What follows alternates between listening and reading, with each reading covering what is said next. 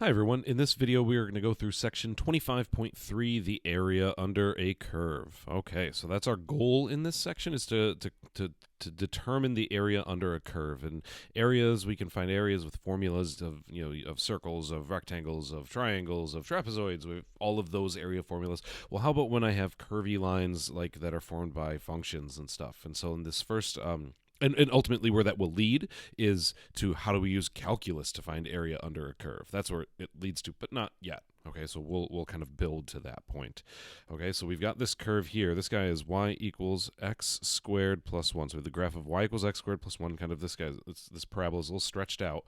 And what I want to know is over the interval from 0 to 4, so that's interval notation, so we're looking under the curve from 0 up to 4, and let me try and draw a nice straight line, well, really straight. What is the area, or how can I approximate that area? All right, and so one thing that I can do is I can use rectangles and come up and approximate the area that way. So we're going to approximate the area using n rectangles. Okay. All right, and we're going to start out with an n value, and n equal to 2. So we're going to approximate the area using 2 rectangles. All right, so if there are 2 rectangles, the total intervals from 0 to 4, well, then each rectangle is going to be 2 units wide. And in drawing these rectangles, I can kind of look at this 2 different ways. I can draw from the left endpoint to the right, like that. Or, and I'm going to erase this one in a second, I can draw from the right endpoint all the way down to, wow, that was great drawing, all the way down to the left. I could take it, I could like conceptualize this either way. In one case, I'm going to under approximate the area where I have the blue here, and in one case I'm going to over approximate the area with the red ones that I already erased. All right, so in approximating this area under that curve, y equals x squared plus 1, if I only have these 2 rectangles right there, so even that last blue line isn't technically a part of this problem because I'm using, or a part of the area because I'm using the left endpoint. So I think I'm going to way under approximate the area here. Okay, but the 2 rectangles that I have here, the first one has a base of 2, so it's 2 units wide. So it's 2 times a height of, it looks like it's up there at 1. And if you check, if you plug 0 into y equals x squared plus 1, you get a height of 1. Okay, so 2 times 1 for my first rectangle. Plus, all right, now what's my next rectangle? Well, that one still has a base of 2. And what is the height of that rectangle? Well, it's this blue dot right there. And how do I find that blue dot? It's where is 2 on y equals x squared plus 1. And if you check, y equals 2 squared plus 1, well, that at 2 squared is 4 plus 1 is 5. So the height of that rectangle is 5. 2 times 1 plus 2 times 5 equals 12. So we have an area of 12 square units, an approximate area. All right. Well, how do I make this approximation better? Well, naturally, you use more rectangles. So let's bump it up to n equals 4 different rectangles to approximate the area of under this curve. Okay, so let me erase some of my shading on here, and I'm going to draw in my 4 rectangles. So I'm going to have a line there, I'm going to have a line there, a line there at 2, 1 at 3. 3 is not really labeled on there, but we can kind of estimate where it would be all the way up to my curve.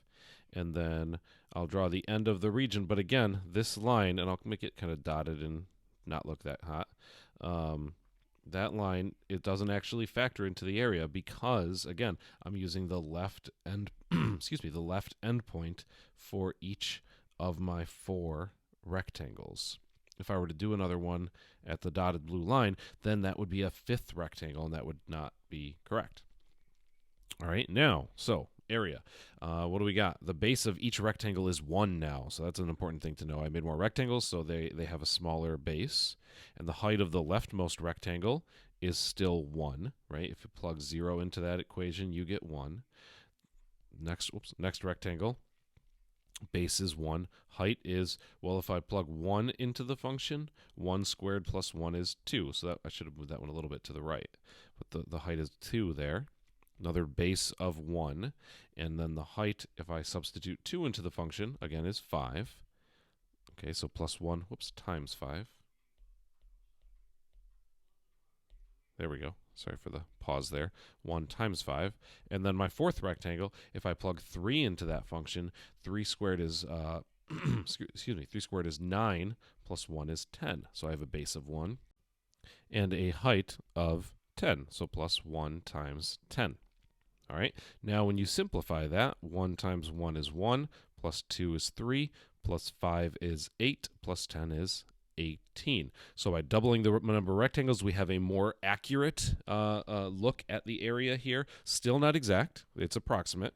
Well, let's take one more step and improve our measurement a little bit, or our estimate a little bit. Let's bump it up to n equals 8 rectangles. All right. That's our next level here. This one is going to get a little bit harder to draw on. I'm not going to erase, but let me just add in. I'm going to double my number of rectangles. So I've got another rectangle in there. I've got another rectangle in there. All right. I've got another rectangle. It's kind of in there. Up here. This guy's real thin. Oops, that went too high. Try that again. Another rectangle right there. There's the height. And then another really thin, actually this one goes up a little bit higher. Really thin rectangle. Great drawing. Up here at the end. Wow. There we go. Okay, so I've shaded every other one, but let's count them and make sure I actually have 8 here. This is 1, this is 2, this is 3, this is 4. 5, 6, 7, and 8. Perfect. All right, so we have our 8 rectangles. Now, first thing to notice is that the width of each one, now there's double the rectangles, so the width of each one is half. Actually, I was saying base earlier, so the base of each rectangle is a half. So for my first one, base is a half times the height is 1. For the second one, base is a half times the height is 1.25, and you can check that in your calculator. It's 0.5 squared plus 1. All right. Next one, the base is a half, and the height, if you substitute in 1, you get a height of 2. Next one, base is a half times a height. If you take 1.5 squared plus 1, you get 3 1/4, 3.25. Plus the next one, base is a half times the height. This is me substituting in 2. 2 squared plus 1 was 5. And then the next one, 1 half time. Actually, let me go into my next line. Plus the next one is 1 half times, this would be 2.5 squared plus 1. That's 7 1/4, 7.25. Plus my next rectangle, 1 half times, now it's 3 squared plus 1 is 10. Plus one more, 1 half times, and this one is 3.5 squared, and then add 1. 3.5 squared plus 1 is 13 1/4, 13.25. And let me just erase this part right here where I didn't erase before. There we go. All right, so that is all 8 rectangles. I'm going to count them to make sure. 1, 2, 3, 4, 5, 6, 7, 8. So those 8 products match the 8 rectangles in the picture. And when all's said and done and you add them all up, you get an area of 21 1/2. That's my area using 8 rectangles. Still not perfect, but it's a good approximation. How do I make it better? Now we introduce the topic of limits, right? You take a limit, you put an infinite number of rectangles under that curve and you make them all really thin, infinitely thin. That's something cool that we can do with calculus.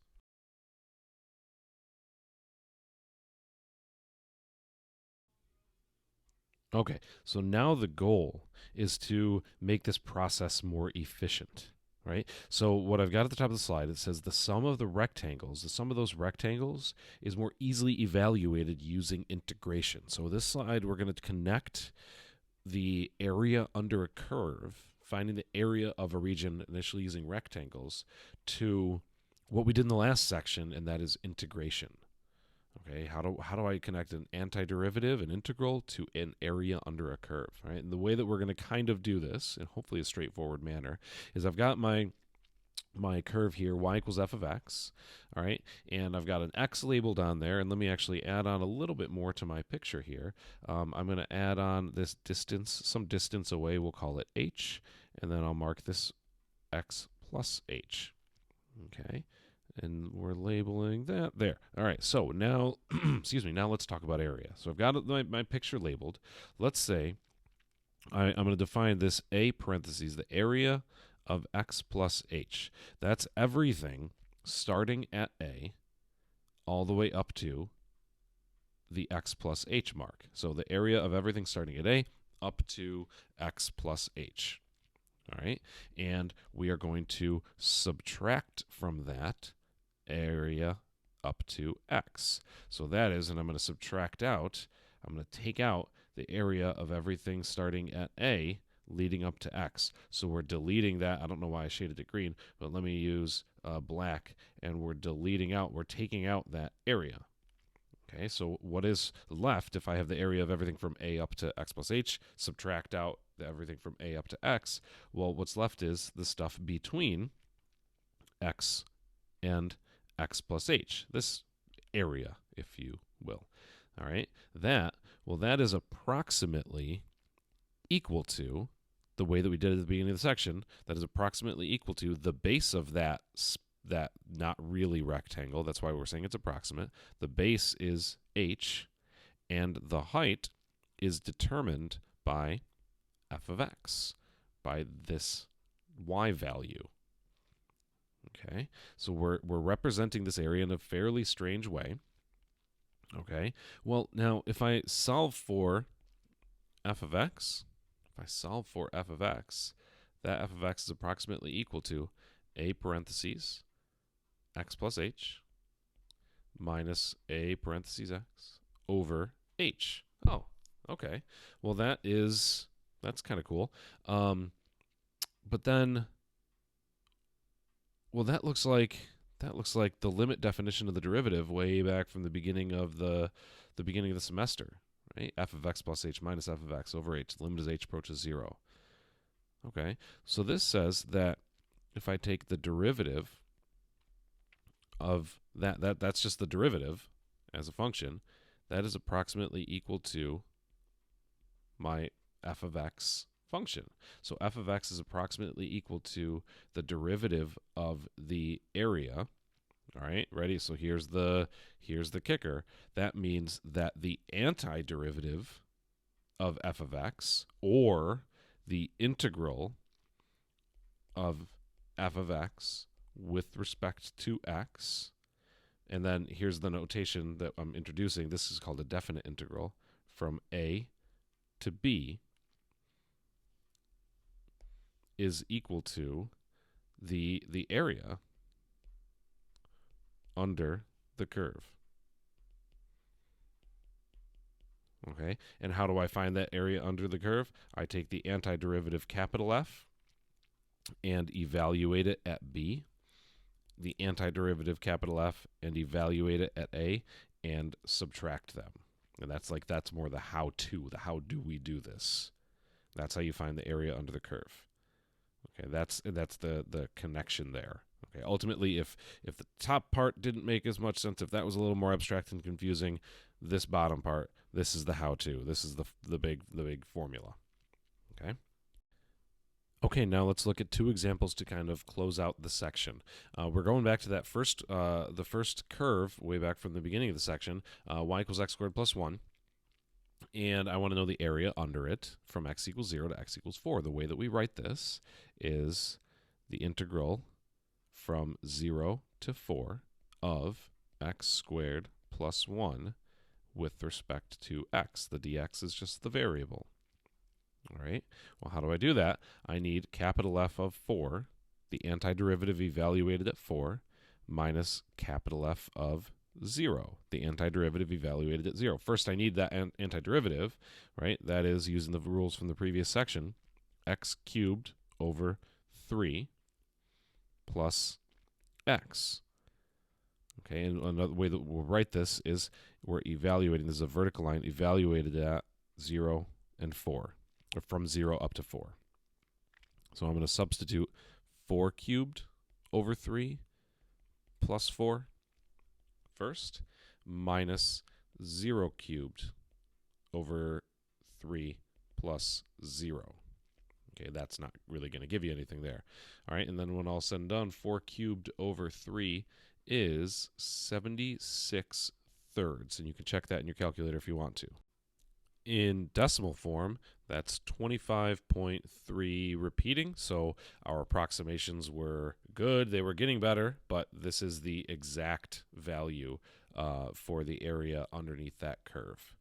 All right, for the second example, we got to do the same thing. Now my function is just y equals x cubed dx, and I have it over an interval from 1 to 2. What's the area under that curve?